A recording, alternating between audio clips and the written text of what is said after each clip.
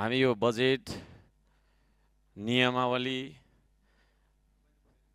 अरू विषयहरूमा प्रस्तुत गर्न खोजिरहेका छौँ, तर देशको सिमानाको विषय सबैभन्दा प्रधान विषय हो। देशकै प्रधानमन्त्रीले संसदको रोस्ट्रममा उभिएर जुन खालको अभिव्यक्ति दिनुभएको छ, त्यो अभिव्यक्ति अविलम्ब सचाइनुपर्छ भनेर हाम्रो माग रहिआएको छ। तर यतिका दिनसम्म सदनलाई स्थगित गर्दाखेरि उहाँले कुनै किसिमको वक्तव्य पनि निकाल्नु भएन। आज यहाँ उहाँ आउनु पनि भएको छैन, आउने छाँटकाँट पनि छैन, र हामी चाहिँ अरू कार्य तपाईँको चाहिँ सूचीमा प्रवेश गरौँ भन्ने खालको सभामुखज्यूको जुन आग्रह रहेको छ, यो हामी स्वीकार्न सक्दैनौँ।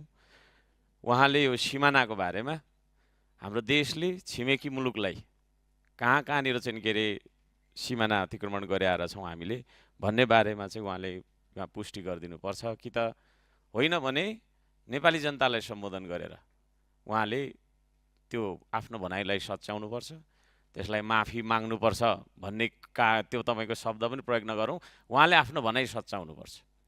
हामी यो माग राख्न चाहन्छौँ। त्यो कुरा नसचिन्जेलसम्म हामी अन्य विषयमा प्रवेश गर्नु भनेको मिथ्या रहन्छ, किनभने देश रहनको लागि भूगोल चाहिन्छ होइन। देश भन्ने हाम्रो परिकल्पना र आफ्नो भावना मात्रै हुँदैन, भूगोल बिनाको देश हुँदैन। त्यसो भएको कारणले गर्दाखेरि हाम्रो भूगोलमा होइन विभिन्न खालका छैन बेला बेलामा भइराखेका अतिक्रमणहरूको विरुद्धमा संरक्षणको रक्षाको नीति लिनुको साटो अहिले हामीले जे खालको चाहिँ के अरे सुनिरहेका छौँ प्रधानमन्त्रीज्यूको मुखबाट, त्यसले हामी अत्यन्तै धेरै दुखी छौँ, आक्रोशित छौँ, आन्दोलित छौँ।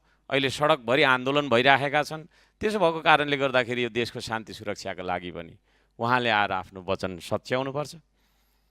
म त भन्छु नेपाली आर्मीलाई, नेपाली सेनालाई सेनामा लगेर तैनात, तपाईँको सिमानामा लगेर तैनात गर्नुपर्छ। नेपाली सेनालाई राख्नुपर्ने ठाउँ चाहिँ सिमानामा हो, तर अन्यत्रै प्रयोग भइराखेको कुरा छ। त्यसतर्फ पनि सरकारले तपाईँको चाहिँ के अरे ध्यान दिनुपर्छ। र उहाँले भन्नुपर्ने कुरा चाहिँ अरू मन्त्रीहरूले, परराष्ट्र मन्त्रीज्यूले अथवा कोही कसैले अरूले आएर सच्चाइ दिने भन्ने खालको कुरा पनि मैले सुनिरहेको छु। त्यो पनि हामीलाई मान्य हुने छैन। उहाँको मुखबाट निस्किएको त्यो जुन छ होइन शब्द, उहाँकै मुखबाट निस्किएको शब्दले सच्याउनुपर्छ भन्ने माग हाम्रो हो। म यो कुरा राख्न चाहन्छु। धन्यवाद।